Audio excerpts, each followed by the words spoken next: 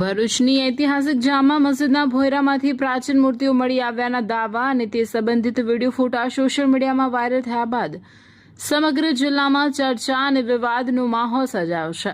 આ મુદ્દે આજે જામા મસ્જિદના ટ્રસ્ટીઓ તથા મુસ્લિમ સમાજના આગેવાનો દ્વારા જિલ્લા કલેક્ટરને રજૂઆતો કરવા પહોંચ્યા હતા। તેઓએ વાયરલ સામગ્રી પ્રસારિત કરનારાઓ સામે કાયદેસરની કાર્યવાહી કરવાની માંગ ઉઠાવવામાં આવી હતી। મુસ્લિમ સમાજના આગેવાનોનું કહેવું છે કે સોશિયલ મીડિયામાં જે ફોટા અને વિડીયો વાયરલ થઈ રહ્યા છે તેની સત્યતાના હકીકત અંગેની તપાસ સંબંધિત સરકારી તંત્ર અને પુરાતત્વ વિભાગ દ્વારા થવી જોઈએ। કોઈ સત્તાવાર તપાસ પૂર્ણ થયા વિના ભ્રામક માહિતી ફેલાવી અને ધાર્મિક ભાવનાઓને ઉશ્કેરવાનો પ્રયાસ કરવો ગંભીર બાબત છે।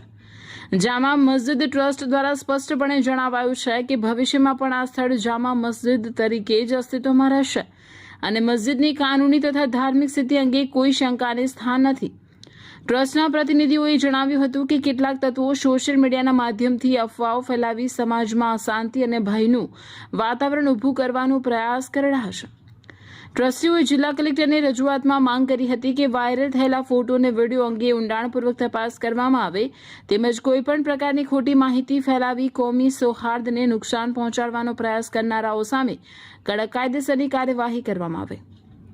ઉલ્લેખનીય છે કે ગઈકાલે જામા મસ્જિદના ભોયરામાંથી જૈન તીર્થંકર મલ્લીનાથ સહિત હિન્દુ દેવી દેવતાઓની પ્રાચીન મૂર્તિઓ મળી આવ્યાના હોવાના દાવા સામે આવ્યા છે। આ ઘટનાના ફોટા અને વિડીયો સોશિયલ મીડિયામાં ઝડપથી વાયરલ થતા મામલો ચર્ચાના કેન્દ્રમાં આવ્યો છે। જો કે મૂર્તિઓની વાસ્તવિકતા, તેનો ઇતિહાસ અને તે સ્થળ સાથેનો સંબંધ હજુ સુધી સત્તાવાર તપાસનો વિષય છે।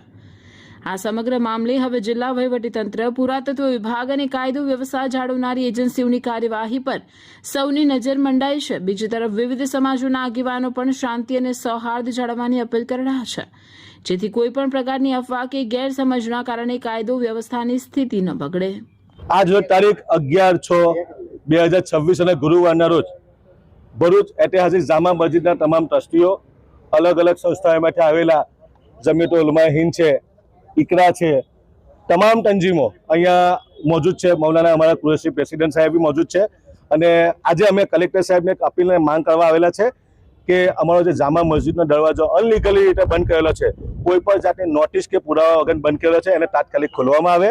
જે લોકો ભોઈન્ટ એરિયામાં ખોટી રીતે ઉતાર્યા અને પુરાતત્વ વિભાગના નિયમોનું ઉલ્લંઘન કરીને વિડીયો ખોટા વાયરલ કરી અને ખોટી હુમર ચલાવ્યું, એની સામે પણ ફોજદારી રાહે કાર્યવાહી કરવામાં આવે।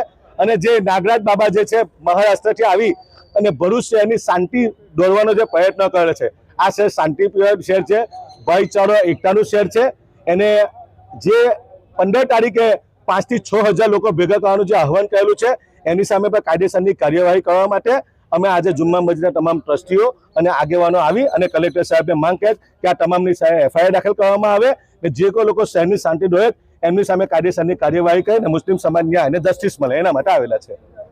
જે ફરિયાદ છે તે તમે જાતે ફરિયાદી બનશો કે પુરાતત્વ વિભાગ, આ પુરાતત્વ વિભાગની નૈતિક જવાબદારી આવે છે અને અમને ગઈકાલે પુરાતત્વ વિભાગમાં અમે જઈને આવ્યા, કમ્પ્લેન આપીને આવ્યા। એમને જ અમને કમિટમેન્ટ આપેલું છે કે આ તમામની સામે કાયદેસરની કાર્યવાહી થશે અને ફોજદારી રાહે કાર્યવાહી થશે।